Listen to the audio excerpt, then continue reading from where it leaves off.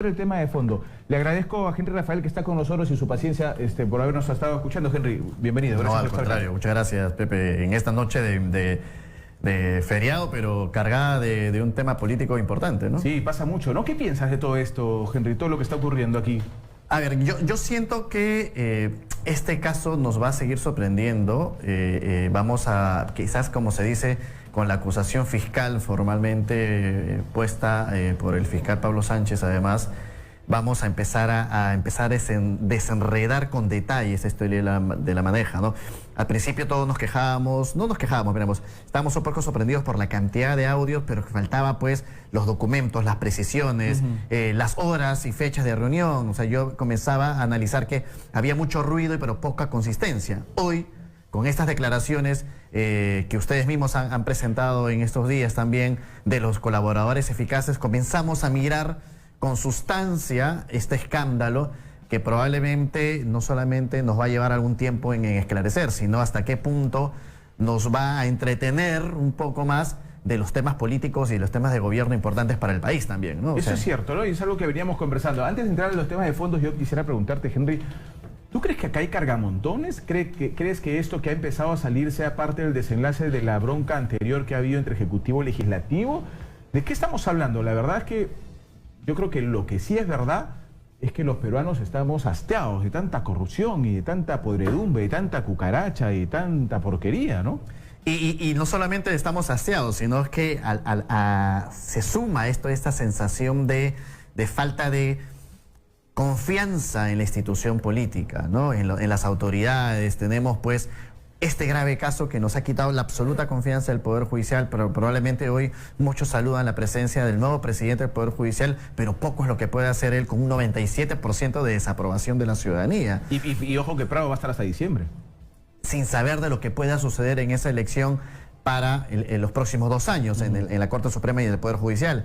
No vamos a hablar de la desconfianza creada en la Fiscalía de la Nación, mucho menos en el Congreso de la República y ahora en el Ejecutivo, con estas dimes y diretes con Keiko Fujimori que han puesto en duda la credibilidad hasta cierto punto del mismo presidente. Entonces, estamos generando una sensación de desconfianza que para mí es lo más peligroso. Que tengamos escándalos políticos donde se acuse directamente y se ponga, digamos, al descubierto las mafias o los malos políticos, está muy bien. Pero de que comience a resquebrajarse la confianza en la institucionalidad, puede haber personas y organizaciones que quieran sacar campo de cultivo de esta crisis y que probablemente nos lleva a otra peor. Ahora, no podemos dejar de tocar estos temas, me parece súper importante, y dicho sea de paso, hay un tuit del fiscal de la Nación, pongamos el tuit del fiscal de la Nación, por favor, de don Pedro Gonzalo Chávarri. Justo acabamos nosotros de mencionar que él está siendo involucrado por algunas personas entre los cuellos blancos, lo mencionábamos hace unos minutos y ya el fiscal de la Nación salió a pronunciarse. Qué bueno, dice, se me quiere sindicar como presunto miembro de los cuellos blancos. Espero que indiquen qué acciones realicé para favorecer a esta organización criminal. Conozco a alguno de ellos, jamás lo negué. Si han querido que los favorezca, se equivocaron. Seré implacable en la investigación. Eso ha puesto en su cuenta de Twitter don Pedro Gonzalo Chávarri hace tan solo unos instantes. Ahí está, un poco la respuesta a lo que dábamos nosotros aquí, porque eso es lo que dicen los colaboradores, pues, fiscal de la Nación, ¿no? Ahora, el problema es que este tipo de cosas que salen, por más que el fiscal se defienda, y ojalá se siga defendiendo con todos los argumentos que tiene, siempre debilitan la institucionalidad, ¿no? Y debilitan la majestuosidad del cargo. Eso es lo que te estaba mencionando. O sea, a ver, la investigación va a ser larga, es cierto, es un colaborador eficaz indicando fecha y hora de reuniones, pero probablemente ese colaborador, para poder demostrar lo que está diciendo, tiene que otorgar pruebas, no solamente es el dicho. Si no, no puede ser colaborador eficaz. Y eventualmente estas pruebas o estos testimonios terminan siendo usados en contra del mismo, ¿no? Por mentir a la justicia y hasta cierto punto podrían alargar las investigaciones. No vaya a ser que hasta cierto punto también sea una estrategia, ¿no? Para poder alargar los procesos mientras comienzan a buscarse las pruebas de los colaboradores eficaces. Por eso insisto, cuidado con la irresponsabilidad de crear un cisma de crisis institucional que en vez de enfocarnos que sí hay una mafia y sí responsables a quienes se les debe aplicar la justicia, y nos confundamos con que la crisis institucional significa que tenemos que perder la confianza en el sistema democrático en el cual hoy tenemos que apostar quienes apostamos por la democracia. Mira lo que ha dicho hoy mismo Alan García, que también está empezando a tener cierta acción social y volviendo a sus bases políticas, ¿no? Al señalar que toda esta situación puede llevar a una situación caótica. Él no ha usado la palabra anarquía, pero hasta cierto punto se vuelven a animar las fuerzas. Digo, si tienes al Ejecutivo y al Legislativo confrontados, si tienes al sistema judicial absolutamente venido a menos, si tienes a la Fiscalía con un problema de credibilidad, los tres poderes del Estado más importantes están empezando a tener un cisma de credibilidad institucional. Y ante ello, las próximas elecciones deben ser probablemente el tanque de oxígeno que necesitamos. Y poca importancia le estamos dando a un proceso electoral que debemos darle más importancia de la que hoy tenemos, ¿no? Y eso es peligroso, ¿no? Muy peligroso. Eso es peligroso, mira. Las elecciones, la democracia se basa en proceso electoral. Y si estamos con un tanque de el proceso oxígeno, electoral es parte de la democracia. claro, ¿no? pero no puede haber democracia. Lo que pasa es que no puede haber democracia sin un proceso electoral. No existiría la democracia sin un proceso electoral. Claro que no. Entonces es el tanque de oxígeno. Y si la democracia está empezando a tener por decirle así, están empezando a tener una crisis sistémica en sus 4 poderes o en sus 3 poderes, necesita ese oxígeno. Pero por eso es que las elecciones hoy por hoy son muy importantes. Yo en ese caso sí creo de que tenemos que recobrar la confianza en que este proceso electoral sea transparente y limpio, pero debemos darle cierta importancia, no solamente hablando de que el proceso electoral es importante, sino atención a los candidatos. Porque lo que conversábamos antes, ¿cómo es posible que en Lima tengamos al primero con 12% de aprobación? Eso es inédito. Inédito y absolutamente pone a cualquiera de los que está ahorita en la carrera, de los 6 primeros, en la posibilidad de ser alcalde de Lima. Claro, ese es el tema que hay hoy, ¿no? O sea, no hay candidato pequeño hoy día. No. Porque todos están súper pegados. Pero claro, si se te deja llevar por la analítica, el más menos 5% aplica, porque el que está en 12% puede estar en 7 y el que está en 2 puede estar en 7%, con lo cual tu lista de posibles ganadores es alta. Sí, es altísima. Es altísima. Es altísima. Vamos a ver qué es lo que pasa con el tema. La verdad que a mí me preocupa porque estamos descuidando un proceso electoral que va a ser ahorita. O sea, no es el próximo año, es ahorita, el 7 de octubre. Literalmente debemos estar a 40 días. 40 días de 40 días. Y todavía hay personas que no conocen quiénes son sus candidatos, que no saben que hay, ni siquiera que esa, o sea, estuve revisando las encuestas y decían que hay personas que ni siquiera saben la fecha de las elecciones. Y yo te aseguro que si alguien tiene algún favorito, ponte, no sé, sales a la calle y te dice, pues, favorito, no sé, pues, Gómez Vaca. Dice, ya, ¿cuál es la principal propuesta? Yo te aseguro que no tiene la menor idea. No. O favorito, Urresti, su principal problema, no tiene la menor idea.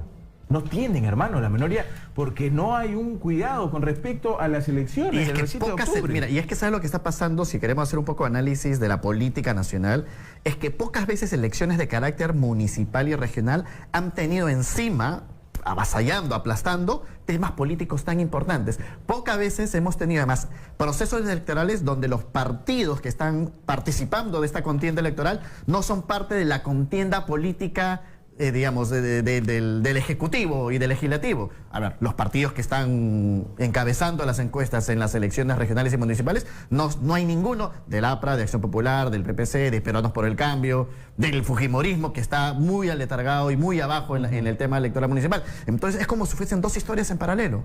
Y por supuesto, esta está cabrando toda la atención, mientras el Legislativo y el Ejecutivo mantienen este clima de tensión política y mantienen a los peruanos solamente mirando este clima de desconfianza y de pullas entre el Ejecutivo y el Legislativo. Y no están dejándonos mirar.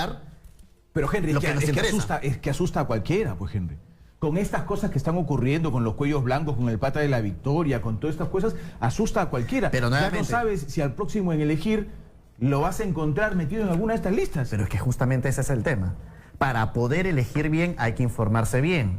Y para poder informarse bien hay que empezar a poner en valor y a mostrar quiénes son los candidatos. Y ahí donde los medios de comunicación están, creo yo, cumpliendo una labor importante, junto al OMPE, que yo creo que ya está empezando su campaña de difusión de las elecciones, porque necesitamos saber, insisto, si la democracia está basada, su tanque de oxígeno es los procesos electorales, es nuestra única opción para poder decidir por quién votamos y por quién no votamos. Y sobre esa votación se comienza a construir o reconstruir la democracia en el Perú. Entonces yo sí creo que estas elecciones, mira, te voy a poner un ejemplo.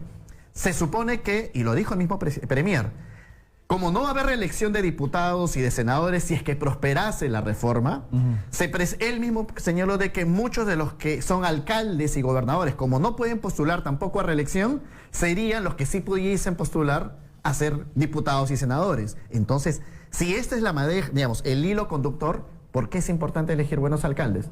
Porque no solamente van a gobernar nuestra vida distrital, sino probablemente sean los nuevos líderes políticos que van a combinar el poder ejecutivo y legislativo. ¡Qué miedo!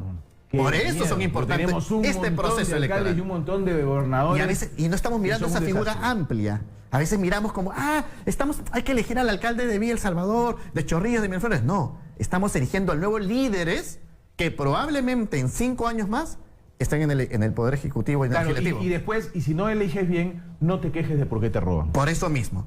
La oportunidad que tenemos los peruanos, y no sé si vale la pena, de hacer un llamado a la ciudadanía es, miremos las cosas políticas en su magnitud. Este caso jurídico, judicial, es un tema que nos entristece, pero tiene para larga data. Donde tenemos la manija los ciudadanos hoy es en las elecciones. No solamente estamos eligiendo el alcalde de mi distrito, probablemente estoy eligiendo próximo líder político que esté sentado en el Congreso de la República. Entonces, analicemos que la reforma real ciudadana empieza con el voto. O sea, empieza este 7 de octubre. La cosa está brava. Y dicho sea de paso, nuestra productora Sarita logró comunicarse con el doctor Duverly Rodríguez, expresidente del Poder Judicial, y Duverly Rodríguez lo están metiendo en este tema de los cuellos blancos. No sé si lo están metiendo. Según los colaboradores, estaría involucrado en el tema de los cuellos blancos por el tuit que ha sacado, reitero, Panorama. Y él dice que no está enterado del tema. Dice, me entero de un informe fiscal, pero no lo tengo a la vista completo. Y él ha mandado una anotación a este programa de Panamericana, pero él no sabe de qué se trata. Ojalá que para mañana ya lo tenga claro, y si es que no está en Lima, nos pueda contestar la llamada telefónica para salir al aire y que nos dé alguna explicación también, ¿no? Y yo creo que el doctor Chávarri, con todo respeto, no basta con este tuit. O sea, la gente no se puede quedar tranquila por un mensaje de Twitter del fiscal de la Nación. No. Es el fiscal de la Nación. La política de gobierno no puede estar basada en tweets.